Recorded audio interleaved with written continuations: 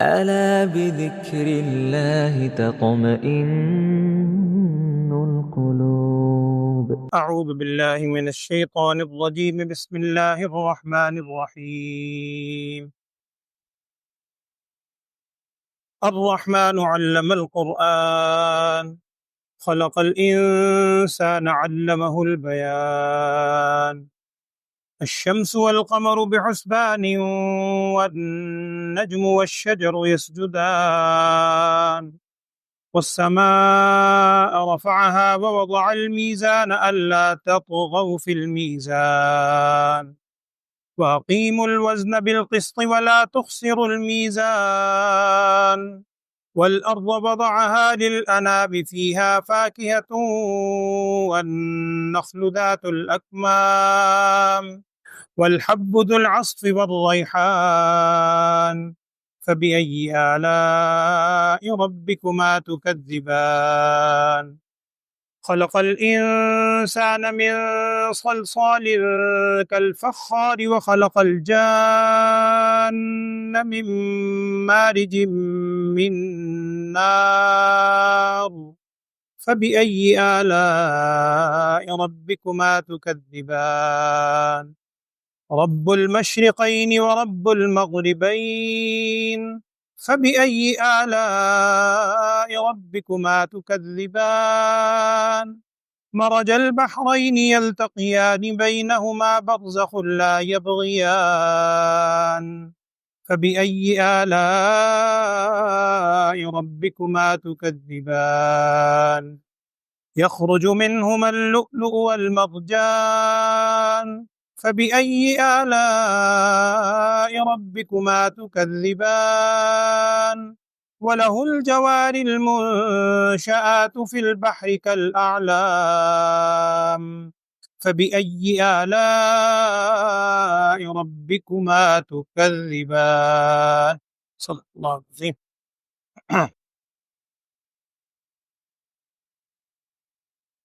بسم اللہ الرحمن الرحیم.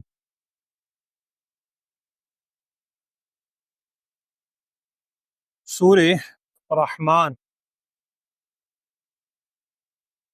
قرآن پاک کا ایک بہت بڑا اعجاز ہے کہ اس قرآن کی آیات کو، اس کے کلمات کو عام بندہ بھی اگر سنتا ہے اس کا معنی سمجھ میں نہیں بھی آتا. اس کے الفاظ میں ایک عجیب و غریب تاثیر ہے، صرف ظاہری الفاظ میں. وہ ایک واقعہ کتابوں میں بھی پڑھا ہے، اپنے اساتذہ سے بھی سنا ہے. شیخ عبدالصمد عبدالباسط، محمد عبدالصمد عبدالباسط، شیخ عبدالباسط کے نام سے جو مشہور مصری قاری، اور جس زمانے میں یہ اس کا سوشل میڈیا اور ریکارڈنگ کا بھی اتنا چرچا نہیں تھا، اس زمانے میں اللہ نے انہیں شہرت دی، بہت بڑا مقام، بہترین قاری مصر. ان کا واقعہ لکھا ہے کہ یہاں سے ان کا ایک وفد گیا مصر سے رشیا کے علاقے میں. تو جو بھی اس وقت بادشاہ تھا مصر کا، پتہ نہیں انور سادات، مجھے اب نام یاد کون، وہ کہنے لگے اس وفد نے شیخ عبدالباسط صاحب کو بھی ساتھ لے گئے. سرکاری دورہ تھا، سرکاری وفد. اب شیخ عبدالباسط سرکاری آدمی تو نہیں تھے، لیکن بہرحال ایک بین الاقوامی شخصیت. رشیا گئے جہاں پر اسلام کا نام ہی. خیر وہاں چلے گئے، سارا وہ ان کے جو بھی سرکاری وفد میں آپس میں مذاکرات ہوتے رہے، ان کے جو بھی تھے. وہ آخری دن جب ان کی فائنلی ایک نشست تھی، دعوت تھی، تو اس میں وہ جو بادشاہ سلامت تھے وہاں کے صدر یا وزیر اعظم جو بھی تھے مصر کے، انہوں نے شیخ عبدالباسط صاحب سے کہا کہ حضرت آپ نے بھی آج ساتھ چلنا ہے، اور آج کے دن کے لیے میں آپ کو لایا تھا، آپ نے وہاں جا کے تلاوت کر، ان کو اللہ کا قرآن سنانا ہے. پریشین ہے، دہری ہے جس کو کہتے، بالکل اللہ کو بھی نہیں مانتے نعوذ باللہ. خیر کہنے لگے، وہاں گئے، ان کے سامنے انہوں نے ان سے کہا کہ جی ہمارے اسلام ہے، مسلمان ہیں ہم، ہماری ایک کتاب ہے آسمانی کتاب، یہ آسمانی کتاب کے بہترین قاری، بہترین عالم ہے، تو ہم ذرا ان کو ساتھ لائے ہیں. آپ ہماری کتاب جو ہے اللہ کا کلام، ہمارا تو ایمان ہے اللہ گاڈ اس نے یہ بھیجی ہے کتاب سچی، تو یہ تھوڑا سا کلام سن لیں. خیر سرکاری مہمان جو بالکل سنیں. تو اس واقعے میں لکھا ہے، میں نے اپنے اساتذہ سے بھی سنا پڑھا بھی ہے، کہتے ہیں کہ شیخ عبد الباسط صاحب نے بھی اللہ سے دعا مانگ کے وہ تلاوت شروع کی. عبد الباسط صاحب کی آواز، اللہ کا کلام. اب وہ جہاں نہ ایمان ہے دل میں نہ کچھ ہے، اس واقعے میں لکھا یہی ہے کہ جب تلاوت ختم ہوئی تو وہ پورا مجمع زاروں قطار رو رہا، سب رو رہے. وہاں کہتے ہیں کسی نے پوچھا ان لوگوں سے کہ بھائی چلو ہم تو مسلمان ہیں، وفد کے لوگ ہیں، ہمارا ایمان ہے، اللہ کا کلام ہے اور سنتے آئے ہیں اس کا ردم خاص، آپ لوگوں کو کیا ہوا؟ اس پہ انہوں نے کہا جی ہمیں نہیں پتا کیا ہوا. لیکن یہ جو چیز ہے نا، الفاظ یہ دل میں جا کے ہٹ کرتے ہیں، بندے دل میں لگتے ضرور ہیں. حضرت عمر فاروق رضی اللہ تعالیٰ عنہ ایمان لائے تھے. گئے کس لیے تھے وہ واقعہ میں نہیں سنا رہا، آپ جانتے ہیں. گئے تھے نبی صلی اللہ علیہ وسلم کو شہید کرنے، نعوذ باللہ. وہ گھر کی طرف مڑ گئے اپنے بہن کے، ماں قرآن ہی سنا تھا، قرآن کے الفاظ بھی سنے تھے، لیکن وہ چونکہ عرب بھی تھے، عربی بھی جانتے تھے، وہ کلمات نے کیا تاثیر کی ہوگی، وہ جو دل پہ ایک دم اثر ہوا اور ایمان لیا، دل بدل گیا. تو قرآن کے کلمات ظاہری الفاظ کی واقعتاً ایک لے ہے. اس سورہ رحمان کے حوالے سے ایک حدیث کے الفاظ بھی آپ نے وہ حدیث سنی ہوگی کہ نبی صلی اللہ علیہ وسلم نے ایک موقع پہ ارشاد فرمایا کہ ہر چیز کی کوئی زینت ہوتی ہے، خوبصورتی ہوتی ہے، اس قسم کا مفہوم ہے. آپ صلی اللہ علیہ وسلم ارشاد فرمایا اس کلام کی زینت، یا دوسرے لفظوں میں اس کلام کی دلہن کہہ لیجئے، عروس کا لفظ آتا ہے، عروس القرآن، اس کی اگر خوبصورت زیب و زینت والے کوئی الفاظ کی ردم ہے تو وہ یہ سورہ رحمان ہے. کچھ محدثین نے اس پہ بحث کی ہے کہ یہ ضعف، اور اصل میں ہر چیز کو نا اس طرف لے جاتے ہیں، حالانکہ اس حدیث کے اندر کوئی عقیدے کی بات نہیں ہے، ایک فضیلت بیان ہو رہی ہے قرآن کی، اور واقعتاً قرآن کے ان الفاظ کے اندر فضیلت ہے.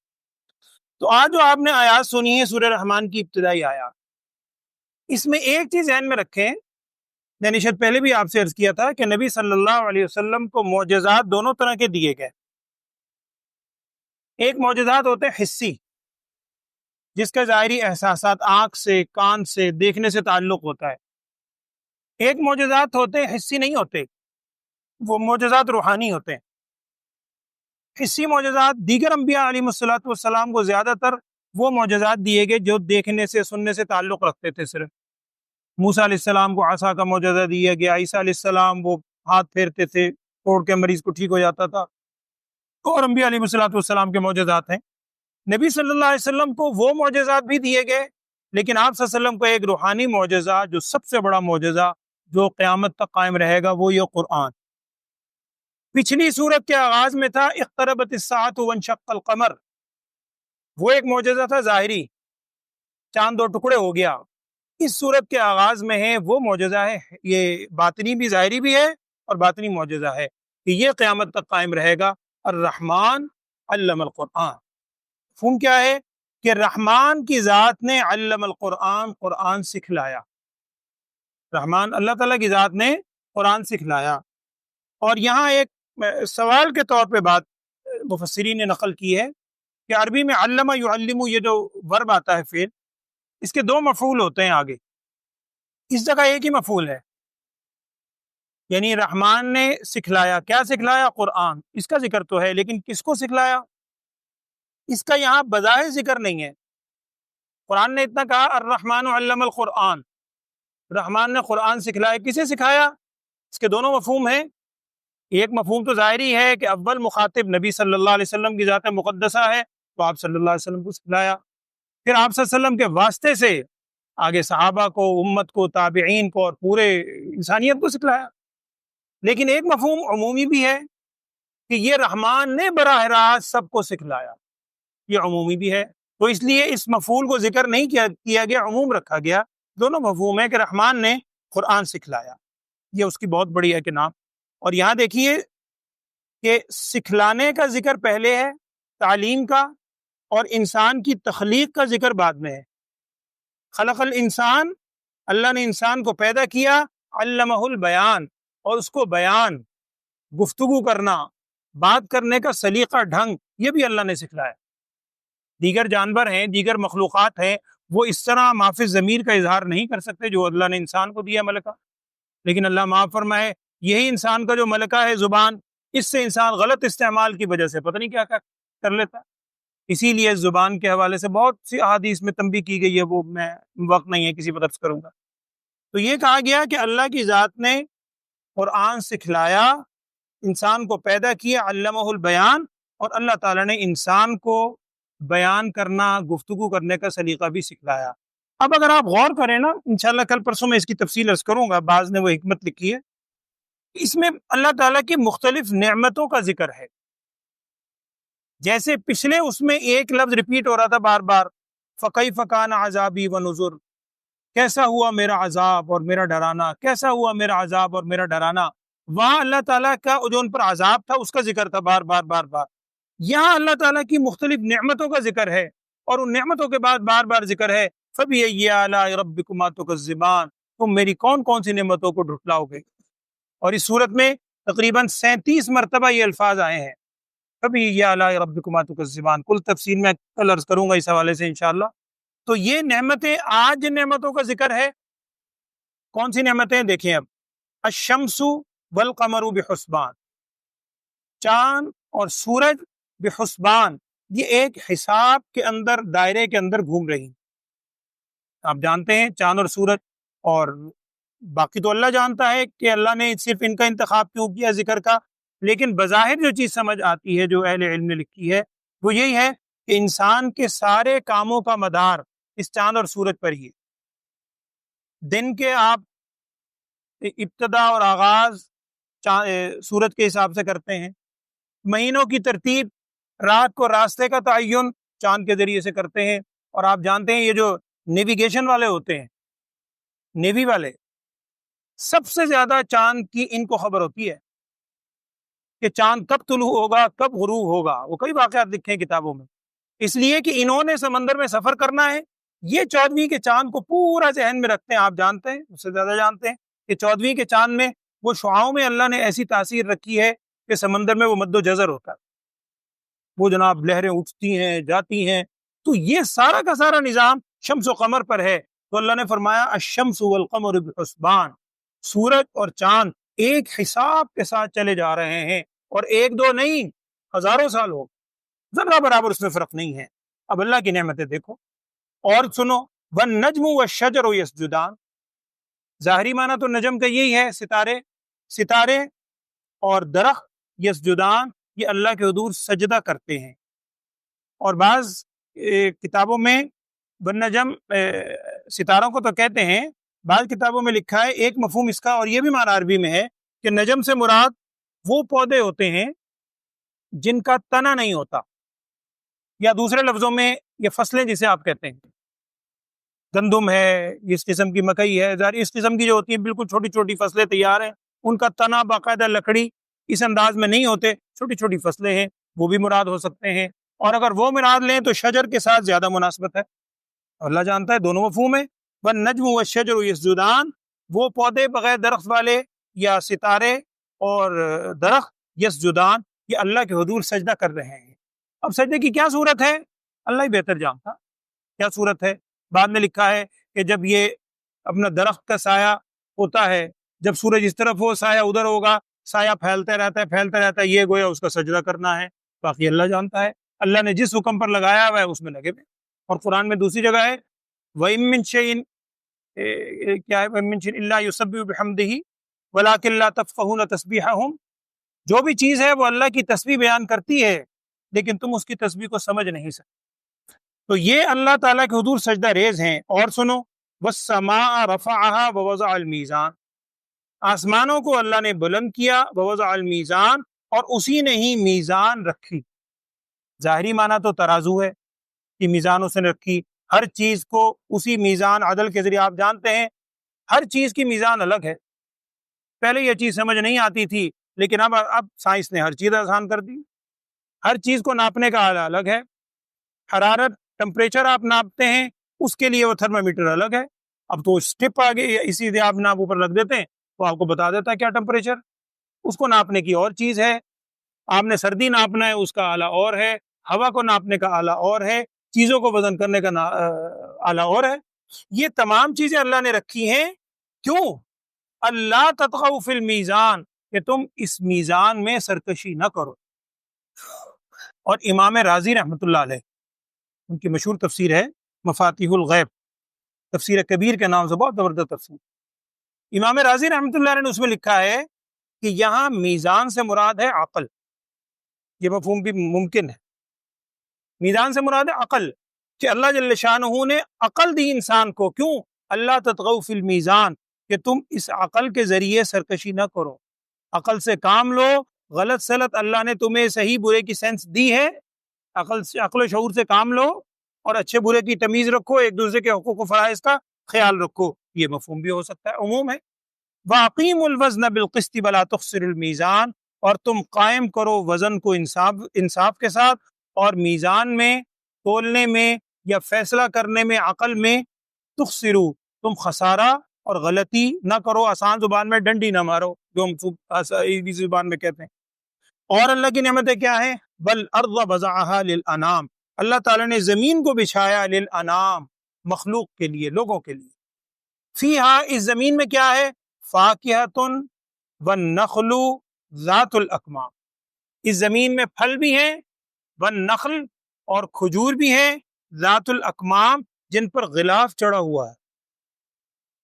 اللہ تعالیٰ کے خاص یہ ہے کرم، اور اس میں صرف کھجور مراد نہیں ہے، بے شمار چیزیں ہیں کہ جس کے اوپر اللہ تعالیٰ نے غلاف چڑھا ہے، چھلکا اوپر چڑھا ہوا ہے، وہ انسان کے منہ میں پہنچنے سے پہلے اس کو محفوظ رکھنے کے لیے بالکل غلاف اللہ نے چڑھا رکھا ہے۔ انسان اس کو توڑتا ہے، چھیلتا ہے، نعمت کھاتا ہے، اور پھر اللہ معاف فرمائے اسی اللہ کی نافرمانی کرتا ہے، پھر کہتا ہے اللہ کون، تو نے مجھے دیا ہی کیا ہے، استغفر اللہ، پتہ نہیں کیسی کیسی باتیں کرتا ہے۔ تو کبھی انسان سوچو تو صحیح، اب دیکھیے آگے اور نعمتیں کیا ہیں، پھر ان نعمتوں کے بعد بار بار جھنجھوڑا جا رہا ہے، فَبِأَيِّ آلَاءِ رَبِّكُمَا تُكَذِّبَانِ، کون سی نعمت کو جھٹلاؤ گے، اور کتنی نعمتیں تمہیں بتائی جائیں، کتنی اور سننا چاہتے ہو، اور کیا نعمتیں ہیں؟ وَالْحَبُّ ذُو الْعَصْفِ وَالرَّيْحَانِ، اور دانے اللہ نے نکالے ذُو الْعَصْفِ، بھوسے والے، سورہ فیل، الم تر کیف فعل ربک باصحاب الفیل، اس کے آخر میں کیا ہے؟ فجعلہم کعصف مأکول، ہمیں انہیں ایسا کر دیا جیسے کھایا ہوا بھوسا ہوتا ہے، تو یہ وہی ہے ذو العصف، بھوسا۔ تو اللہ جل شانہ نے دانے پیدا کیے ذو العصفی، بھوسے والے۔ اب یہ وہی دانے آپ دیکھ لیں، گندم کا دانہ ہے، اس کے اوپر کتنے خوشے چڑھائے ہوئے اللہ نے، خوشے نہ ہوں تو انسان تک وہ دانہ پہنچ ہی نہیں سکتا، جانور ویسے ہی کھا جائیں، خوشے چڑھے ہوئے ہیں، محفوظ ہوتا ہے، اس کو پھر انسان دانے الگ کرتا ہے، اور وہ اوپر کا بھوسا الگ کرتا ہے، وہ جانوروں کی غذا ہے، جانور کھاتا ہے، جانور بھی کھا رہا ہے۔ ذو العصف والریحان، اور اللہ تعالیٰ نے ریحان بھی پیدا کیا۔ ریحان کے بھی دونوں مفہوم ہیں، عام مفہوم اس کا یہی ہے کہ خوشبودار چیز، خوشبودار چیز، جو پھلوں میں سے خوشبو آ رہی ہے، خوشبو والی چیزیں۔ کچھ حضرات نے، اور غالباً امام بخاری رحمۃ اللہ علیہ کے حوالے سے بھی ہے، کہ انہوں نے ریحان سے یہاں پر مفہوم مراد لیا رزق بھی ہو سکتا ہے، خوشبودار چیز بھی ہو سکتی ہے۔ اب آگے وہ الفاظ شروع ہو رہے ہیں، فَبِأَيِّ آلَاءِ رَبِّكُمَا تُكَذِّبَانِ، کون سی نعمتوں کو تم میری جھٹلاؤ گے اے دونوں۔ یہاں پر ایک حدیث ذہن میں رکھیں، ایک موقع پر نبی صلی اللہ علیہ وسلم نے اس پوری سورت کی تلاوت کی صحابہ کے سامنے، پوری آیت سورت کی ایک ہی مرتبہ تلاوت کی، صحابہ اکرام خاموشی سے سنتے رہے، ادب سے، بڑے خوش بھی ہوئے، تعجب بھی ہوا۔ جب پوری سورت مکمل ہو گئی، صحابہ خاموش رہے، نبی صلی اللہ علیہ وسلم نے ارشاد فرمایا کہ جنات تم سے اچھے رہے، اس کا مفہوم عرض کر۔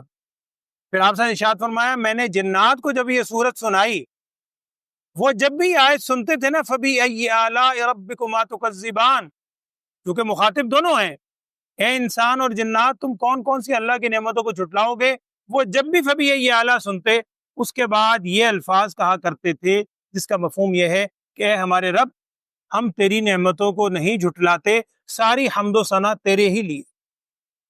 ہر دفعہ جب میں پڑھتا تھا وہ ساتھ ساتھ یہ کہتے جاتے تھے۔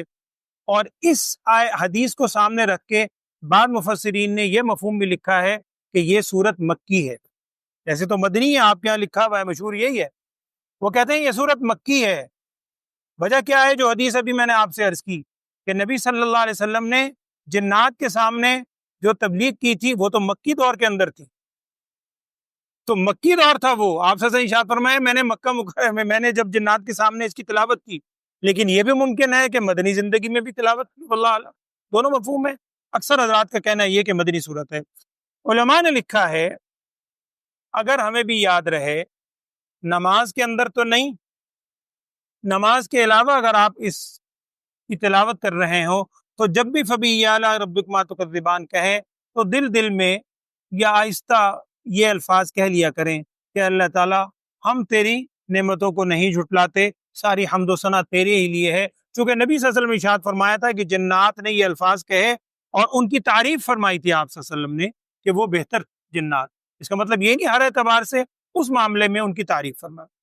تو یہ پہلی دفعہ جایا فبی اعلیٰ اعوذ باللہ من خلق الانسان من، مزید نعمتیں، خلق الانسان من صلصال کالفخار، اللہ تعالیٰ نے انسان کو پیدا کیے من صلصال، ایک بجنے والی مٹی سے. تو قرآن میں دوسرا بھی عالم سورہ حجر کے اندر بھی سوری تفصیل آئی ہے 14ویں پارے میں، وَلَقَدْ خَلَقْنَا الْإِنسَانَ مِنْ صَلْصَالٍ، وہاں بھی آتے ہیں الفاظ. تو اللہ تعالیٰ نے اللہ تعالیٰ فرما رہے ہیں انسان کو پیدا کیا من صلصال، بجنے والی مٹی سے، کالفخار، جیسا کہ ٹھیکری ہوتی ہے. ایک مٹی ہوتی ہے جب مٹی کو گوندھ لیا جاتا ہے، گوندھنے کے بعد وہ سوکھ جاتی ہے، سوکھنے کے بعد اگر آپ اس کو ہاتھ مارتے ہیں تو بجتی ہے. اس کے بعد پھر اس کو آگ میں پکا لیا جاتا ہے، پکانے کے بعد وہ اس کیفیت میں آ جاتی ہے فخار. جیسے ہم مٹکے وغیرہ بنتے ہیں جب اینٹ کی طرح اس کو جب پکا لیتے ہیں پھر وہ بن جاتی ہے ٹھیکری کی طرح. تو انسان کو ہم نے پیدا کیا ایک من صلصال، بجنے والی مٹی سے، کل فخار، جیسا کہ ٹھیکری ہوتی ہے. یہ تو انسان. اور وخلق الجان، اللہ تعالیٰ فرما رہے ہیں ہم نے جنات کو پیدا کیا من مارج من نار، آگ کے شعلوں سے، آگ کے شعلوں سے. اسی لیے ہم کہتے ہیں وہ ناری مخلوق ہے، یہ خاکی مخلوق ہے، اور ایک فرشتے نوری مخلوق ہیں اللہ تعالیٰ.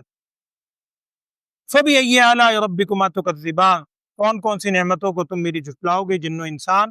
رب المشرقین و رب المغربین، اللہ تعالیٰ رب ہے دو مشرقوں کا دو مغربوں کا. یہاں بھی ایک سوال آتا ہے، وہ بھی میں مختصراً جلدی سے عرض کر دیتا ہوں. قرآن میں رب المشرقین و رب المغربین آ رہا ہے، قرآن میں ایک جگہ رب المشارق والمغارب بھی آتا ہے، اور ایک جگہ قرآن میں للہ المشرق والمغرب یہ بھی آتا ہے. یعنی مشرق اور مغرب واحد کے ساتھ بھی ہے، مشرقین مغربین تثنیہ کے ساتھ بھی ہے، اور مشارق مغارب جمع کے ساتھ بھی ہے. تو اب یہ کہیں واحد کے ساتھ ہے، یہاں تثنیہ کے ساتھ ہے، کہیں جمع کے ساتھ ہے. اس کے کیا مفہوم؟ اس کو مفسرین نے اس طرح سمجھایا ہے کہ جہاں ہے وَلِلَّهِ الْمَشْرِقُ وَالْمَغْرِبُ أَيْنَمَا تُوَلُّوا فَثَمَّ وَجْهُ اللَّهِ، دوسرے پارے کے آغاز میں. تو وہاں اس کا مطلب یہ ہے کہ آپ سب جانتے ہیں کہ یہ مشرق اور مغرب دو سمت کے نام ہیں. چار جو ہم سمتوں کا تعین کرتے ہیں، مشرق مغرب شمال جنوب، تو مشرق ایک سمت ہے. اب سورج مشرق سے، یہاں ہمارے اسی سائڈ پہ ہے مشرق، مشرق سے جہاں سے سورج طلوع ہوتا ہے، آپ جانتے ہیں سردی گرمی کا جو تعین ہے وہ اسی لیے ہے کہ سورج کی ڈائریکشن تھوڑی تھوڑی چینج ہوتی ہے. اگر مشرق کے ایک سمت سے نکلا ہے، اگلے دن تھوڑا سا فرق ہوگا، ہوتے ہوتے ہوتے اپنا وہ سرکل پورا کرتا ہے، پھر 6 مہینے کے بعد واپس ہوتا ہے. پھر وہاں تو سورج دور ہوتا ہے، اسی لیے تو وہ سردی گرمی کا ہے. غروب ہوتا ہے مغرب میں، وہاں بھی یہ تھوڑا تھوڑا اس کا فاصلہ چینج ہوتا ہے. تو اگر تھوڑا تھوڑا لیا جائے تو جمع ہے مشارق مغارب، اور اگر اس کے اسٹارٹنگ پوائنٹ اور اینڈ والا پوائنٹ، یعنی جہاں سے اس کا مدار شروع ہوتا ہے حرکت مشرق کی سمت میں اور جہاں ختم ہوتا ہے، تو جو یہاں ہے رب المشرقین و رب المغربین، اور جہاں للہ المشرق والمغرب ایک ہی ہے، اس سے مراد یہ ہے کہ پوری سمت کو اگر دیکھا جائے تو اس پوری سمت کو ہم مشرقی کہتے ہیں. اور ہم اردو میں فرق کرتے ہیں شمال مشرق، جنوب مشرق، یعنی مشرق کا وہ حصہ جو شمال کی طرف ہے، ہم اس کو اپنی آسانی کے لیے اور تعین کر دیتے ہیں. تو یہاں بہرحال ہے رب المشرقین و رب المغربین، کہ وہ دو مشرقوں کا دونوں مغربوں کا رب ہے، یعنی جہاں سے مشرق کا آغاز اور اختتام اور جہاں سے مغرب کا آغاز اور اختتام ہے. فَبِأَيِّ آلَاءِ رَبِّكُمَا تُكَذِّبَانِ، اے انسان اور جنات تم اپنے رب کی کون کون سی نعمتوں کو جھٹلاؤ گے. مرج البحرین یلتقیان، اس نے جاری کیے دو سمندر، یلتقیان جو ساتھ ساتھ چلتے ہیں. دنیا میں کئی موقعوں پر یہ مقام ہے، میں نے تو نہیں دیکھا، آپ نے شاید بعد میں دیکھا ہو. بینہما برزخ، وہ دریا ساتھ ساتھ چل رہے ہیں، ان کے درمیان اللہ کی طرف سے ایسی آڑ ہے، لا یبغیان، وہ آگے نہیں بڑھتے. یعنی وہ ایک پانی میٹھا ہے، ایک پانی کڑوا ہے، دونوں پانی ساتھ ساتھ چل رہے ہیں، رنگت بھی بدلی ہوئی ہے، ساتھ ساتھ چلتے ہیں، حالانکہ پانی کا اصول ہے پانی ایک دوسرے میں مل جاتا ہے، وہ پتہ نہیں کس نے بیچ میں آڑ رکھی ہوئی ہے، وہ پتہ نہیں کا کیا، قرآن کہہ رہا ہے اللہ ہی نے تو آڑ بنائی ہے، اور کس نے؟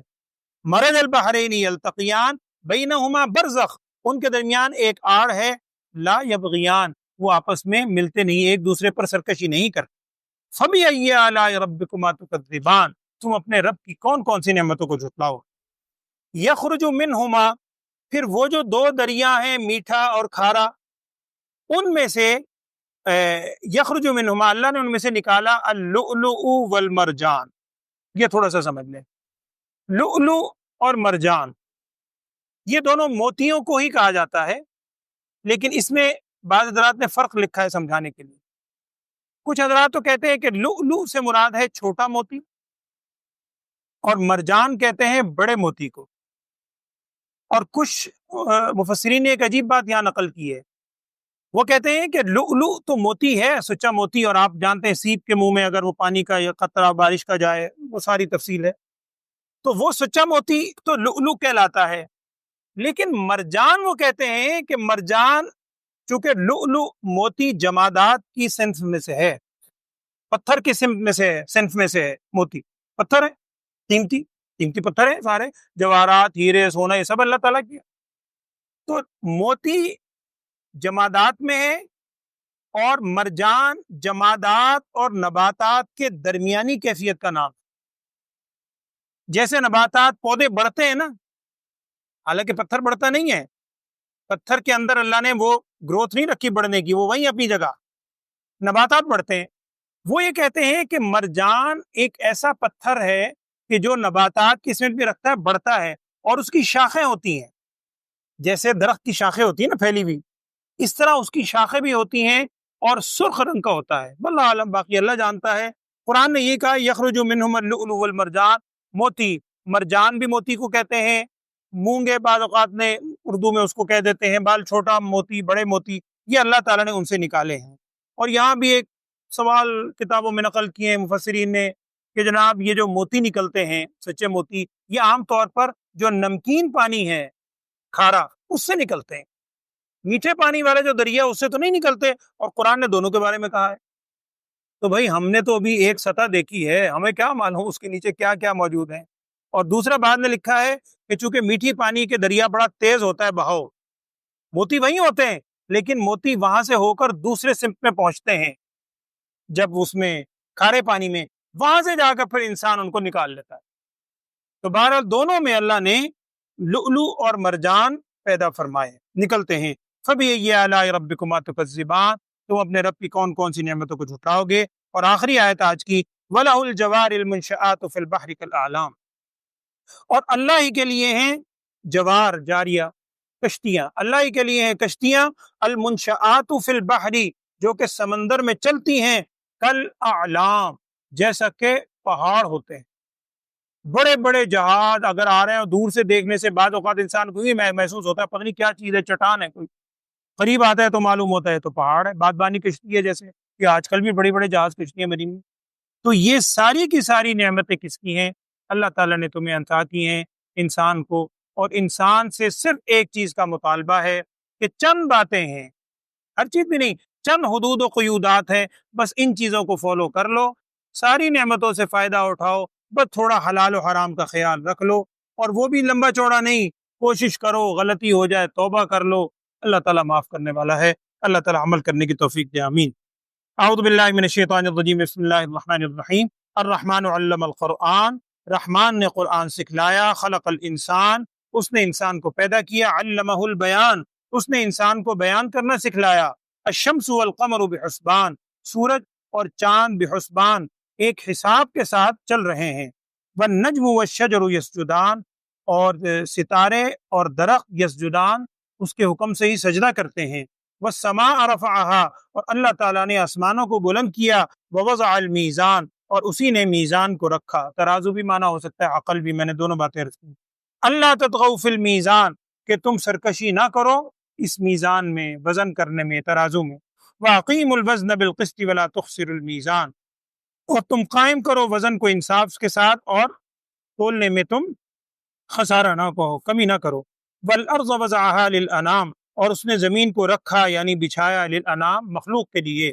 فیہا فاکہۃ والنخل ذات الاکمام، اس زمین کے اندر پھل بھی ہیں اور کھجوریں ہیں ذات الاکمام، غلاف کے اندر چھپی ہوئی، والحب ذو العصف والریحان، اور دانے ہیں زمین میں ذو العصف بھوسے والے، والریحان اور خوشبودار چیزیں بھی ہیں۔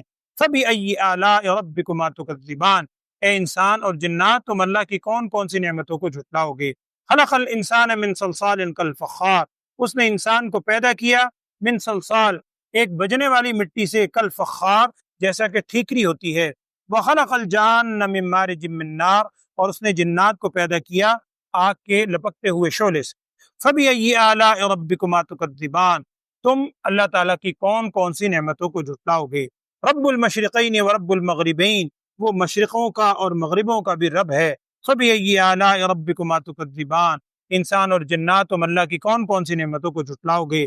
مرج البحرین یلتقیان، اس نے چلائے دو سمندر جو کہ ملے ہوئے ہیں، بینہما برزخ، ان کے درمیان آڑ ہے، لا یبغیان، وہ ایک دوسرے پر چڑھتے نہیں ہیں، یعنی وہ ادھر ادھر ملتے نہیں، بہت میلوں تک وہ اسی طرح چلتے رہتے ہیں۔ فبأي آلاء ربكما تكذبان، تم اپنے رب کی کون کون سی نعمتوں کو جھٹلاؤ گے۔